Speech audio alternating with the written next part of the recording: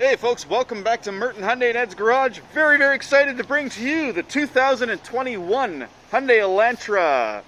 This is the Essential model, and the reason I'm doing the Essential model is because, you know what, nobody else does. They always do the top models. This is the base model. I want you to see exactly what you get in a base model vehicle. So, like the previous generation, this one does have over 50% advanced high-strength steel and well over 350 feet of structural adhesive. I don't have the exact numbers, unfortunately. They haven't been made available just yet, but it's going to be at least as good as the old one. The old one was awesome. This one's even better. Alright, so starting at the front, we have the beautiful new grille design that goes right to the edges, merges into the headlights, and even the turn signals are actually built into the grille. Looks really cool. You got this neat profile here with the lit up eyebrows as your daytime running lights. Projection headlights still, and you got the air curtain pass-throughs, which of course help for fuel efficiency by creating a curtain of air effect over the front wheels. But even they look cool. Alright, coming around the side here, one thing you may notice right off the bat, aluminum alloy wheels, no more hubcaps. Even the base model has aluminum alloy wheels. Yeah, they're only 15-inch, but you know what? They're not steel wheels with hubcaps, so nice change.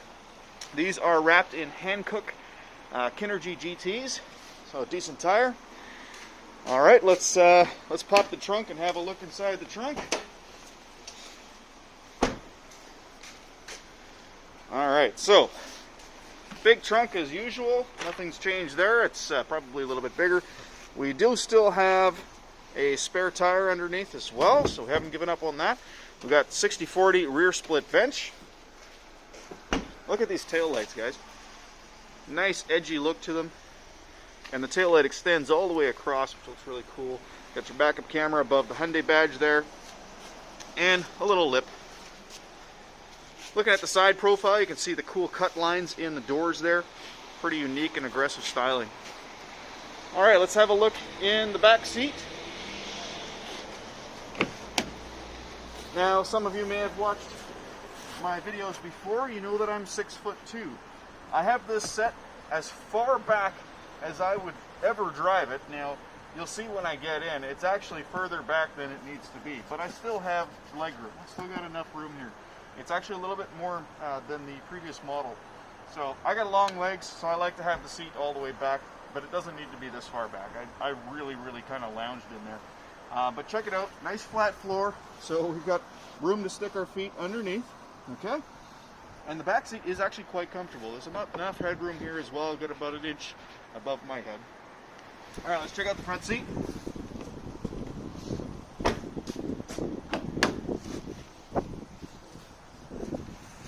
All right, so yeah, as you can see, I mean, I'm yeah. And I've also got the seat leaned back a bit as well. All right, we got height adjustment on the seat here, but you can see I've got tons of room above my head. Let's see what happens when we lift that all the way up. Oh, there we go. Still tons of room above my head. So, tall people, not going to be a problem. Inside the interior, just going to close the door here. Inside the interior, we've got a couple of new buttons here. We've got the auto start-stop thing that turns the engine off when you come to a stop and then back on as soon as you let off the gas. We have the lane keep assist. Now, the reason that's new on this one is because this is the base model, guys. Don't forget. So, new cup holder design. We've got a little button right here, which is also new. You can actually turn on the backup camera at any time. We'll go over that during the test drive. Drive modes, so we got different drive modes. We got normal, sport, and smart. That's pretty cool. Lots of room in the center console. Beautiful new dash layout. I love how they've integrated the screen now into the instrument cluster hump, which is kind of nice. Nice look, keeping in fashion with the other Hyundai products. And we've also got some new buttons on the steering wheel. We have the highway follow assist. This works all the way down to 0 kilometers an hour, as a matter of fact. So as you're approaching a stoplight or whatever, it'll actually continue to steer right to a stop. They've changed the layout of the cruise control. So now you no longer need to turn the cruise control on first every time. It's just on by default, which is really nice. So this sets your speed, this adjusts your speed, this resumes and pauses set speed. Okay? We got new controls for the turn signal and for the window wiper, so nice fancy new control stalks. Heated seats, of course, even though it's a base model, okay? And on the beautiful 7-inch touchscreen, by the way, non-polarized. So if you're wearing polarized sunglasses, you'll still be able to see the screen. That's important. A lot of people do wear polarized sunglasses, but a ton of companies, for some reason, polarize their screens, making it impossible to read when you're wearing polarized sunglasses. But in any event, you have a little bit of a change in the preset list here. When you want to set a preset, it's now just a matter of hitting this little star. Boom. So there it goes. And you can see it's actually pulling up the logo for the company of that radio station. That's pretty neat. That's because it's got the HD radio. It's pretty cool. Let's see what else we got. So, wireless Apple Carplay and Android Auto. Another beautiful feature added to even the base model. On this base model, you have tilt and telescopic steering, and the telescoping effect seems to be larger than the previous generation as well. In the instrument cluster, of course, all new redesigned instrument cluster. Looks very sporty, looks really cool. You also have your trip computer here, of course. New tire pressure monitor, so that wasn't there before. Lane keep assist, attention level. So not only does this vehicle have autonomous emergency braking using the forward-facing camera and lane keep assist and highway follow assist, it even monitors your attention level. So if it thinks you're getting tired, it's going to suggest that you take a break. All right, also in here, we've got a couple of new things. If we go into driver assistance, let's see here. That's not where I want it to be. That's not it either. Sorry, I'm still remembering. Oh yeah, theme selection. So you can actually change the theme of the little screen. Check that out. So, I don't know if you can see it. Yeah, you can actually put it on a different theme. How neat is that? All right, so plain black with some cool looking sort of highway in the background there. Yeah, just interesting little things that you can change. Pretty cool. Let's see, still have automatic headlights, of course, and all of the lights that come on in this vehicle. Even things like your USB ports. You may have noticed on cars like the Toyota Corolla, you can't find the USB ports at night because they're dark. So we actually light those up so you can find them easily. 2 USB ports now, so one for the Apple CarPlay and Android Auto for older phones that don't have wireless, and also the second one here for your passenger. All right, so there you have it, the beautiful new Elantra. Let's go for a test drive and see how this feels on the road. All right, so driving the 2021 all-new Elantra. Okay, so a couple of neat things that we're going to test out here. The backup camera. Really, really nice clear image. I can see the bumper along the bottom here. Got the dynamic steering lines. I can even adjust the image to look straight down. And I've also got some other options in here, things like display brightness, contrast, even a nighttime display brightness, which is kind of cool. But yeah, let's check out the turning radius.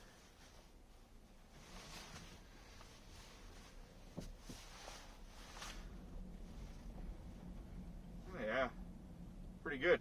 I would say that's probably about the same as the old Elantra. I doubt that's changed.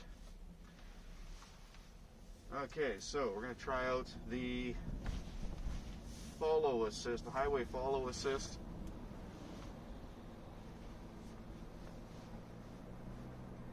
Alright, it's already working. So before I even hit 50 kilometers an hour, I noticed the highway follow assist little steering wheel here light up in green. The lane here is much too wide, so it's not really able to figure it out here. So we'll give it a second. Probably work for a moment here. Yeah, it's going to work for a moment. And then it's going to stop, probably. Yeah, it's still figuring it out. So, cruise control, of course. Well, it's telling me to put my hands back on the wheel. I waited a bit too long. I wanted to see how it would do through this corner here. We've got another corner coming up. So one thing I'll say right off the bat, it is really, really quiet in here. Alright, now obviously Hyundai does not recommend that you let the car drive itself. If the corner is sharp enough, it's not going to be able to make the turn. It's not really designed to do that. It's not an autonomous vehicle. It has some semi-autonomous capabilities, but that's about it. So you can see there, It just gave me a little bit of warning. I'm even slowing down here. It's pretty cool. And it's still steering for me and telling me to put my hands back on the wheel. So even right down to a stop, it wasn't totally perfect, but it's not really designed to be. It's meant to be a backup. So that worked out pretty well, though.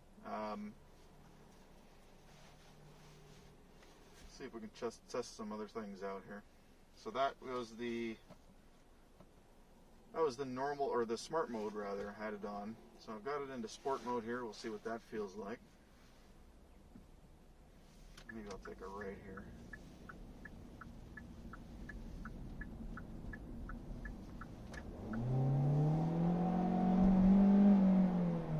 Wow, it's not bad actually.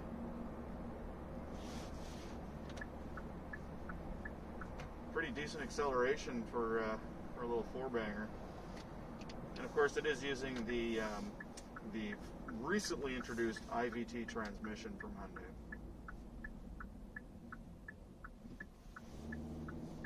Yeah, in sport mode, it's definitely giving me more right at the low end. As soon as I put my foot on the accelerator from a stop, it's just right there. It's ready to go. There's no lag, which is kind of nice.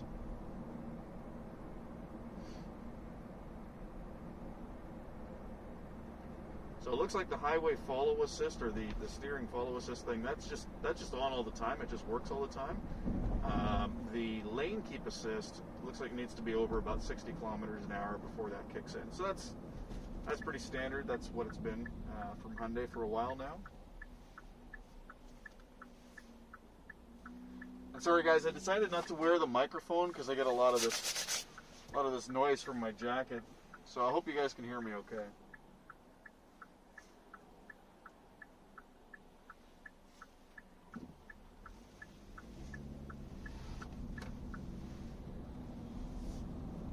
Very, very smooth over bumps. They changed the suspension setup on this vehicle and used apparently some hot stamped steel on some of the suspension, or where the suspension components mount.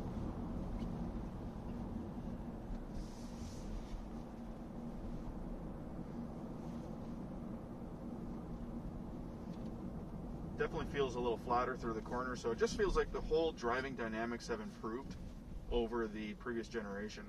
And one thing I'll just realized actually, so the steering wheel is quite different from the old one. It's a different shape. It's still, of course, that tilt telescopic wheel. It's got these neat little grips up here as well. But the thing that I'm noticing is just how nice it feels. The old one, in the base model, you got a polyurethane steering wheel, and it just didn't feel very nice. But this one is nice and smooth. Quite like it. It's actually, it's not much different from holding on to a leather-wrapped steering wheel.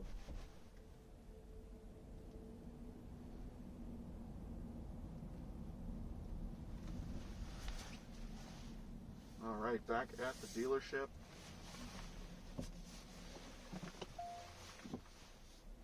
I can see that beautiful camera again. Makes life so easy. Boom, there we go. No problem. Yeah, I know that wasn't perfect. Anyway guys, thank you so much for watching. I hope you enjoyed this video. If you did, please don't forget to hit like and subscribe. Honestly, this car is spectacular. Still has that great 5-year, 100,000 kilometer limited comprehensive coverage warranty. Best in the industry in Canada anyway. So even though, some companies might have a little bit longer powertrain warranty, they all finish off their limited coverage at about 3-year, 60,000 kilometers, or in the case of Volkswagen, 40 or 80,000. But nobody else other than Hyundai has it for 5-year, 100,000. So that's pretty cool. Again, thanks so much for watching, and yeah, don't forget to hit like and subscribe, and talk to you later.